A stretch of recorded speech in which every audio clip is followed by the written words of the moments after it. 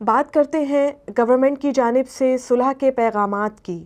وزیر داخلہ شیخ رشید احمد نے تحریک عدم اعتماد کے معاملے پر کہا ہے کہ میرا خیال ہے کہ ہمیں صلح صفائی کی طرف جانا چاہیے۔ الیکشن میں 1 سال رہ گیا ہے، بہتر یہ ہے کہ الیکشن کی تیاری کریں، اپوزیشن تحمل اور بردباری کا مظاہرہ کرے، یہ نہ ہو کہ آپ 10 سال لائن میں لگے رہیں۔ ہمیں صلح صفائی کی طرف جانا چاہیے، مل بیٹھ کر مذاکرات سے کوئی حل نکالنا چاہیے۔ پارلیمنٹ لاجز میں پیش آنے والے واقعے سے متعلق گفتگو کرتے ہوئے وزیر داخلہ کا کہنا تھا کہ 7 روز قبل پارلیمنٹ لاجز ایف سی اور رینجرز کے سپرد کرنے کا فیصلہ کیا۔ حکومت فوج کو بھی طلب کر سکتی ہے، لیکن نوبت ابھی یہاں تک نہیں پہنچی۔